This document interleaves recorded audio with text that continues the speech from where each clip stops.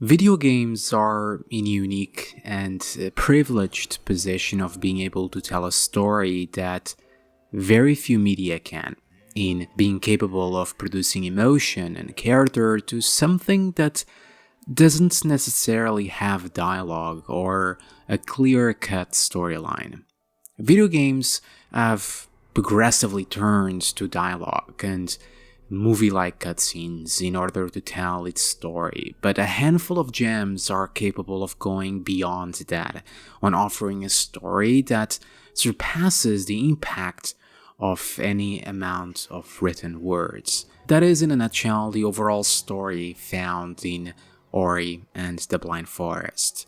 Characters do not realistically speak, and in many ways they behave like an animal would, with narrations serving as exposition, yet they are able to touch the player on an emotional level, to understand them, to understand their plight, to care about them, and in the end have these well-rounded and believable cast of characters that have faults, that grow, that have reasons for their actions. Ultimately, Ori tells a story of love, sacrifice, parenthood, kinship, and friendship, with some undertones of light and dark sides. And it's through its beautiful and unique art style and overall presentation of this fantasy world to its downright tear-dropping orchestral soundtrack that you can achieve such unique experience.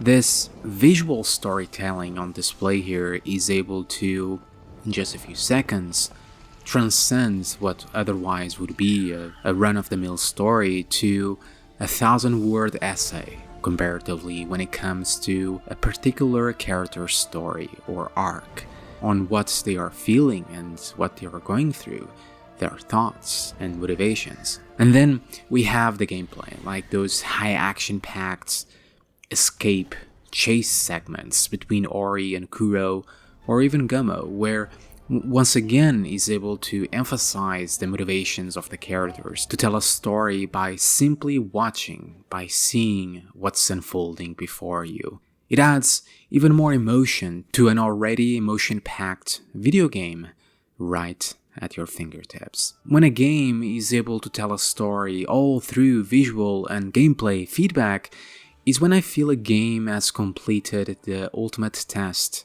in video game storytelling. There are many other great examples like Brother: A Tale of Two Sons or even the Dark Souls series, and this is not to downplay a game that focuses particularly on a story through traditional narrative like, say, Quantic Dream games or the bazillion of adventure games out there, but there is something special when a game is capable of being just a game, and out of it you can interpret and learn so much by simply playing it and experiencing it.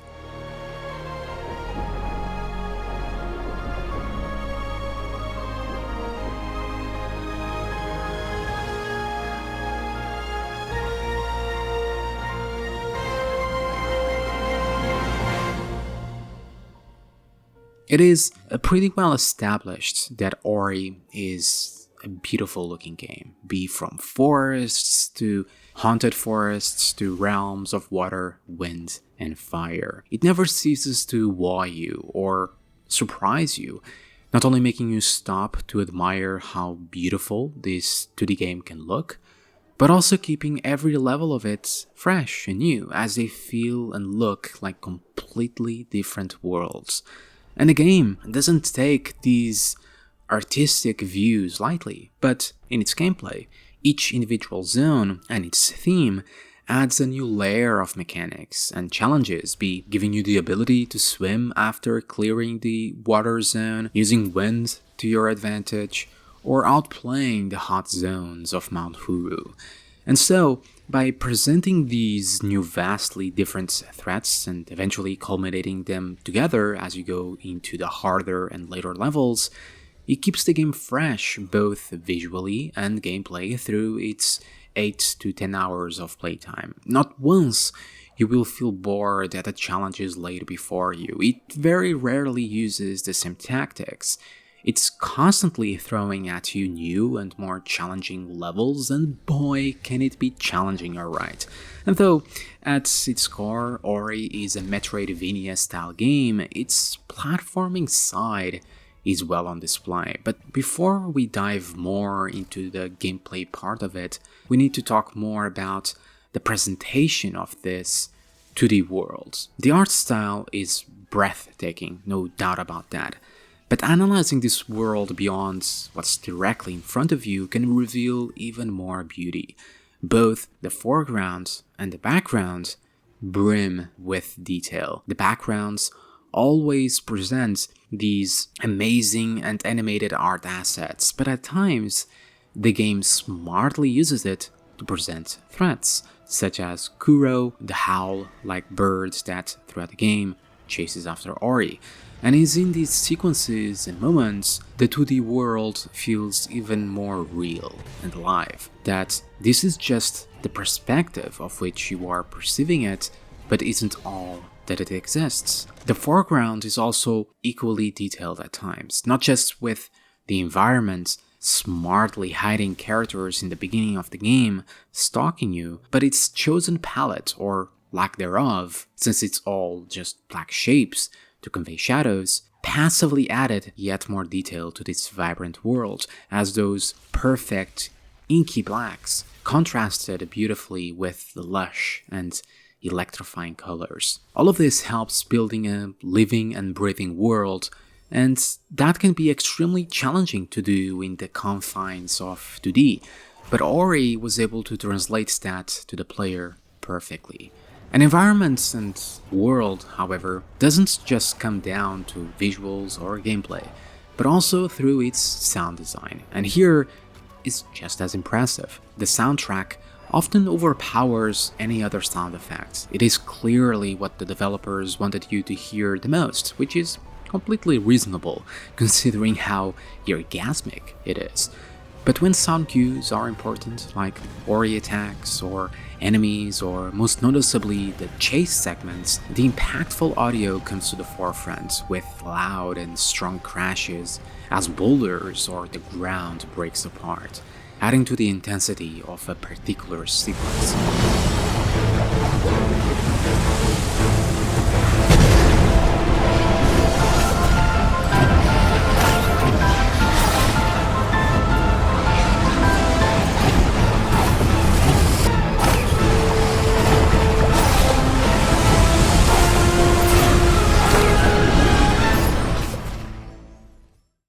So we talked a little bit about how the gameplay blends with its visual storytelling. We talked briefly about how it is both a Metroidvania and a platformer, and how Nibel, this world, presents tons of variety in visuals and in gameplay. But we haven't talked about how the game plays at its core. In short, do not be fooled by its pretty aesthetics. Behind its beauty lies a brutal and unforgiving world that isn't afraid to kill you or challenge you. It will grab you, grind you, and mince you over and over and over again. Let's just say that for me, certain levels were as frustrating as any Souls-like game. Many temptations to throw my controller came to mind. Not gonna lie. But I appreciate the game not playing nice with me. It throws the challenges, it makes them fair, and I just have to figure it all out. Not only that, the game is emphasizing creativity in its overall gameplay through its game mechanics, as you're not only jumping or grabbing to walls, which are the very basics of every platformer, but by using the bash mechanic, the parry counter of the game that allows you to simultaneously attack enemies and move through the environment through dashes. This ability opens a huge window of possibilities and choices to the player. Of what direction of the bash do you want to go? Do you use it on this enemy projectile against him, or you just use it to traverse this platforming section? Should you use it on this light source as a conduit? You can almost play the entire game with this single ability once you acquire it, and still have the game be as interesting as it could ever be. Though of course the charge jump or wall climbing or gliding complement it all really beautifully, especially when the game asks you you to utilize all of your skills at your disposal in the later levels. So you generally have to think what type of ability is best for any given situation, along with all the decision making that goes along with the bash. Not only that, you have the relatively hard gameplay, meaning that more often than not, you might test certain parts of a level, and you're gonna start laying out a plan. Maybe through trial and error, like me, where you carefully gonna analyze where the enemy projectiles are going, what combination of abilities you're gonna need to use to be able to reach the place that you need to get to, thoroughly engaging you in both testing your skill as a player, your reflexes and ability to act quick, but also your ability to formulate a plan as you analyze the enemies and the environmental patterns. Then of course, there's the puzzles, which are often embedded with the platforming mechanics and challenges. But at first glance, taking aside the core platforming, they are often traditional, carrying boxes or some other object, but the game smartly takes advantage of, again, the bash mechanic and of the physics, such as wind, to turn what would otherwise be a pretty standard puzzle to something that does force you to think more outside the box, leading to those wonderful revelation moments when you figure out that, oh yeah, I can just fire up this thing instead of dragging it by using your bash. But like I said, the line between puzzles and platforming does often come together, like in that icy area, where you had to carry a light orb through these wind tunnels, while at the same time make use of this inverted controls as the orb allowed you to walk on walls and ceilings. It was a huge mind-effing moment that really forced you to not only think on the best route to take, as it's usual in every single level, especially since your abilities were cut off while you were holding the said orb, but also on how to move through these wind tunnels and take physics into account. And though the inverted controls were a little bit annoying, it was a perfect example of how the game blends platforming, physics, and puzzle-like mechanics and presents it all to the player in such a compelling, challenging, and thought-provoking way.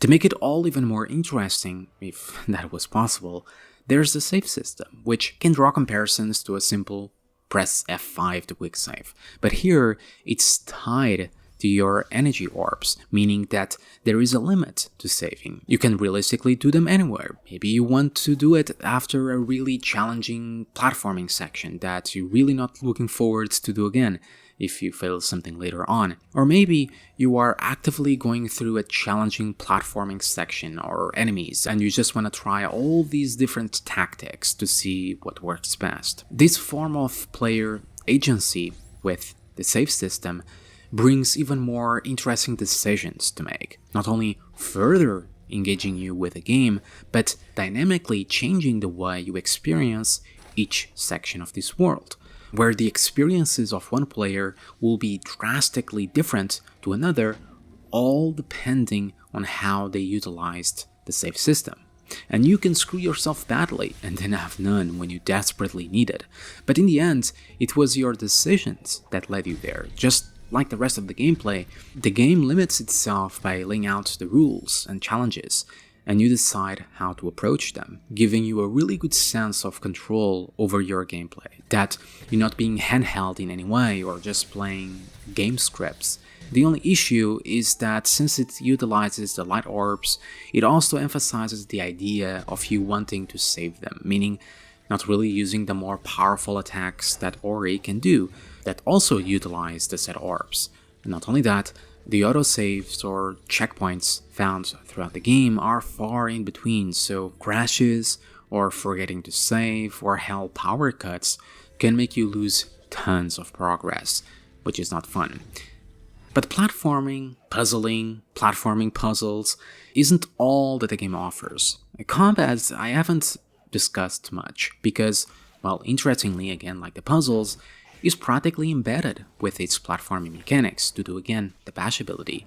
Sure, you can spam your attack key and kill enemies quick, but most of the time, especially on tougher enemies, the game wants you to use bash against them as a sort of parry-like system, or well, avoid them altogether if you so wish. So after I acquired the bash, I barely used my attack key, to be completely honest. I was all about that bash because it's simply so fun and rewarding when you pull it off correctly. And in a way, enemies in the game are essentially another limb of the level, of the environment, just another part of this world, since often the game uses them as an option to traverse the said world, not as a simple adversary. That said, we have the world presented here, and I don't mean how beautiful it is because we've been over that. I mean it's Metroidvania-like world design, because like I said before, this is not just a platformer, but a Metroidvania, and evidently this is seen with the way the game presents abilities, the combat outside of platforming, and in the way the game presents general upgrades and secrets. I was honestly surprised the first time I played it in finding out that this 2D world is essentially a semi-open world with this almost maze-like design. You can practically go from one end to another on the map just by running, platforming, with no intrusive loading screens. You can go through this world smoothly, discovering little secrets, discovering upgrades to your life for light orbs or extra XP for ability points to make you more powerful and more invested in your Ori character. And they are often optional. Even some main abilities are hidden to you and not tied to the main story and overall main progression. So the game not only presented a fantastic pace where you get a new ability every other level to face the world more easily or to break through obstacles or to face new challenges, which again are tied to the theme of the zone, but it also opens the set levels even more with each and every upgrade. Even the levels that you already had visited, finally reaching that area that was taunting you with an upgrade hours ago, giving you that ever-satisfying rewarding feeling, or discovering locations and secrets that you weren't aware of before. It added a tremendous amount of depth to each and every beautiful location. It made you want to explore more. It made you want to play the game and get more abilities to find and be able to get to even more locations and areas, truly investing you not only on Ori himself, your character, but the world. It fed you up to keep on playing in that very classic and wonderful Metroidvania-like way. The only real fault here is that exploration and its rewards are also tied to its minimal RPG elements with the skill tree. But in the end, they didn't felt that impactful or meaningful as the developers wanted it to. Getting energy or life orb upgrades or abilities or even maps felt great, as it's traditional from Metroidvania-like games. But later in the game, getting XP felt more like there were some interesting abilities for sure, like being able to save more than once on the same beam of light, or make your basic attack hit multiple targets, but it didn't feel like such a big integral part of the game, because you could remove it in its entirety, the skill tree, and the game would still work and would still be as great. So it feels a little pointless to have it once you pass that threshold and see it for what it is, or rather for what it isn't. I believe sticking to the traditional Metroidvania upgrades would have been rewarding and perfect enough. And I couldn't end this review, or rather re-review, without talking more about the thrilling boss-like battles, the escape sequences at the end of each level. I mentioned them briefly previously, but they were by far my favorite bits about the game when it came to gameplay. They were relentless, they prevented you from saving completely, and unless you happen to be really good at this type of games, platformers, you're gonna go trial and error, learning each and every pattern of the level or enemies, like Kuro chasing you, putting your heart through your mouth, or a huge lava-like avalanche, or the rushing waters coming to kill you instantly. And then you're gonna start it all over again and again, testing everything that you have learned thus far in the game. I spent a good handful of minutes in each of these segments, and though they were infuriating at times, they gave an amazing sense of achievement once completed, and a fitting end for each individual area and adventure. To conclude, Ori and the Blind Forest is a nearly perfect game in my opinion, in the way it presents the story, the world, the sound design, and its gameplay. Everything every design decision that the developers made just comes together in such a beautiful, satisfying, and unique way that not so many games can realistically achieve or compare. There are some minor rough edges, but nothing that will take you away from the experience that Ori is. And I hope that these small imperfections are polished up with its very soon upcoming sequel, and we get an even more satisfying world and more story and new mechanics to sink our teeth into. And well, of course, cry a lot more in the process. Wouldn't be a Ori game without it.